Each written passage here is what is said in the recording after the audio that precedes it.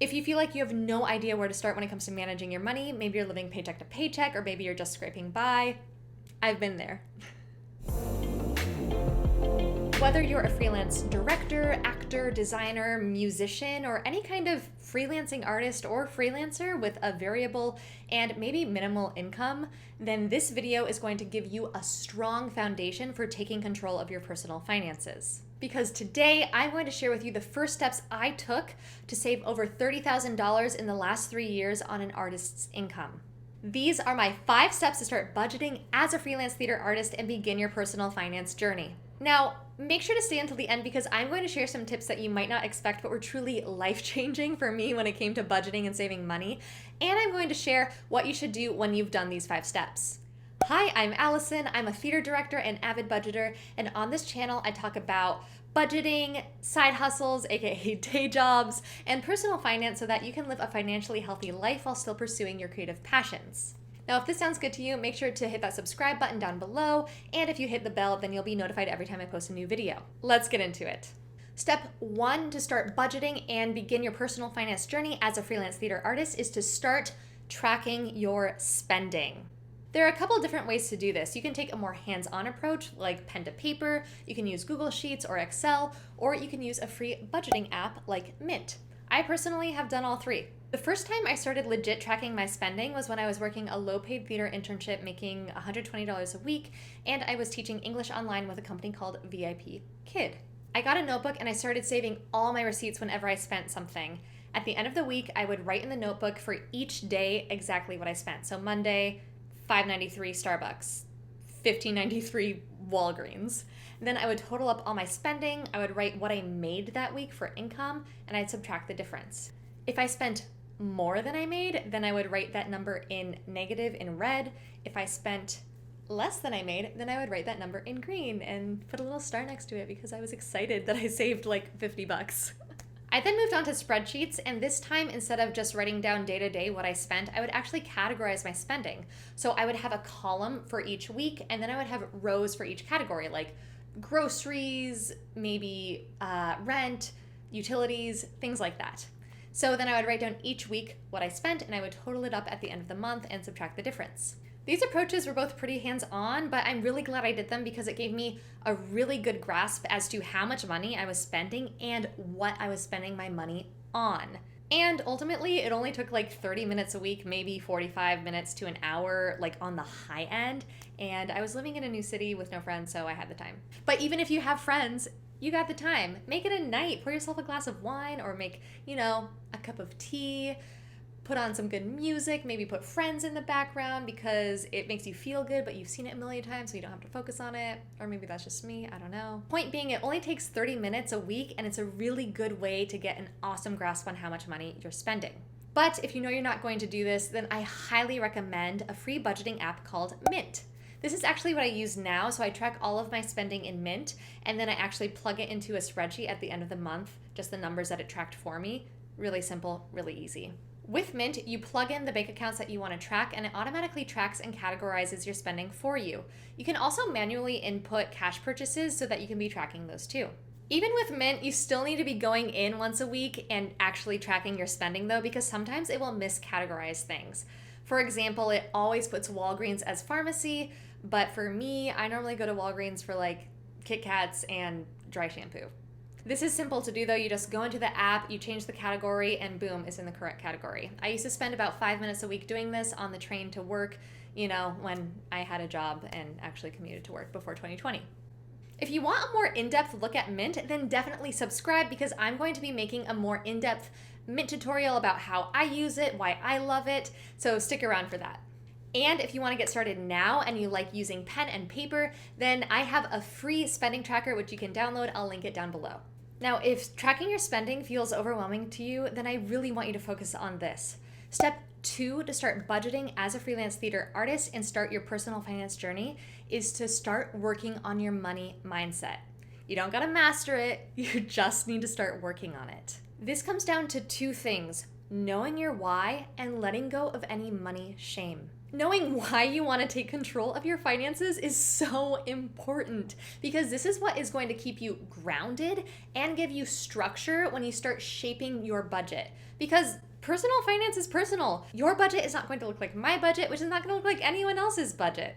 So why do you want to take control of your money? Do you want to maybe buy a car or a house someday? Do you want to travel? Do you want to maybe be able to go to the doctor and not have to worry about how much it's going to cost? That's my why. So know your why. Write it down. Now, the second part of this mindset tip is to start letting go of any shame or any negative emotions you have connected to money. Money can be a really emotional thing. It's very taboo, so it can be pretty weird to talk about it. And maybe you feel ashamed because you're living paycheck to paycheck. You feel like you don't have enough saved. You feel like you don't know what to do when it comes to money and you're embarrassed about it. Maybe like me, you feel ashamed because you want to make more money even though you've been told all your life to follow your passions and that if you do what you love, it doesn't matter how much money you make. I recently read Daring Greatly by Brené Brown, who is a leading researcher and expert on the feelings of vulnerability and shame.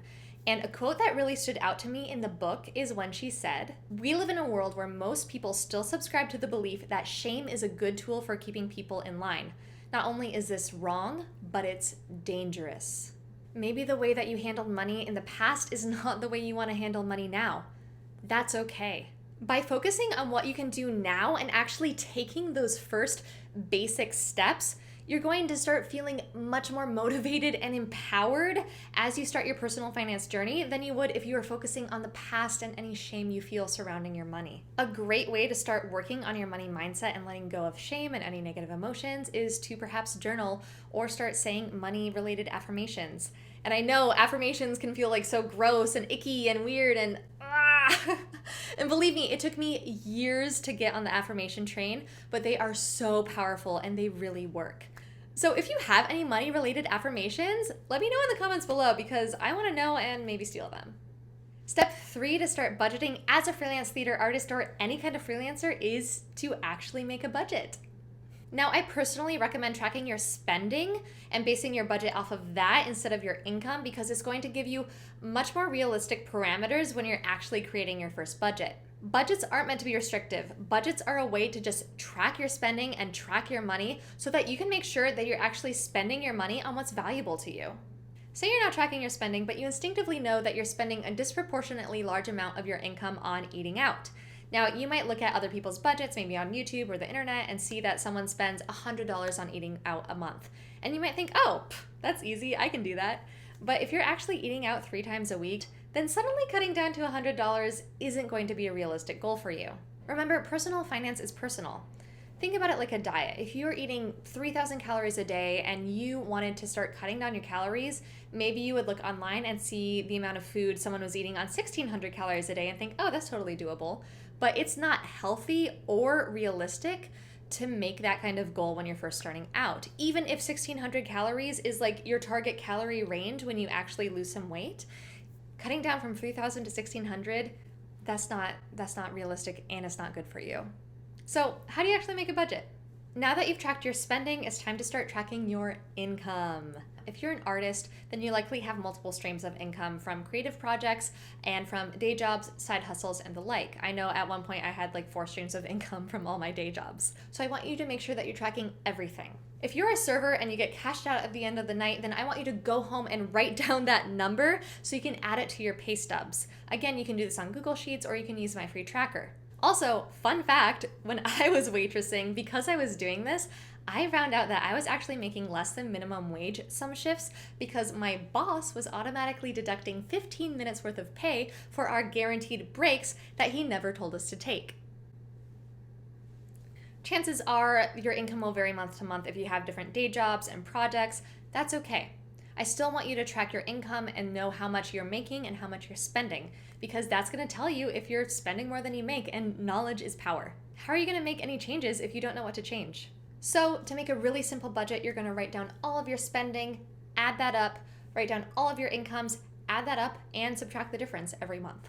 Then you'll see how much you have left over, which you can put towards savings or debt payoff, or you'll see that you're actually spending more than you make, and you can make realistic cuts to your budget because you tracked your spending. So you know, maybe I don't need to buy two $11 smoothies every week and I can make those at home. If you'd like a more in-depth explanation as to how to make a budget, then definitely subscribe because my next video will be taking you through step-by-step how to make a budget in Google Sheets. And remember, I'm a theater artist. I'm not an Excel whiz or anything like that, so this will definitely be doable for you. Step 4 for a strong foundation as you begin your personal finance journey is to move your money to a bank with no fees. If you're currently banking with a big bank that has monthly fees like a maintenance fee that gets waived if you have like 2 direct deposits or a certain amount in it every month, change banks. If you're an artist or freelancer, then there's no point in taking that risk even if you're currently meeting those requirements. I think if 2020 showed us anything, is that we could all lose a job at a moment's notice. I know I did. I personally use Capital One 360, but there are loads of choices out there like Ally and Discover, which don't have fees.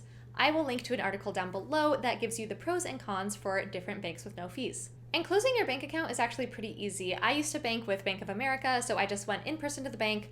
I said I wanted to close my account. They gave me a check with all my money. I went home. I had my Capital One account that I created online. I downloaded the app. I took a picture of the check, and boom, I had a new bank account.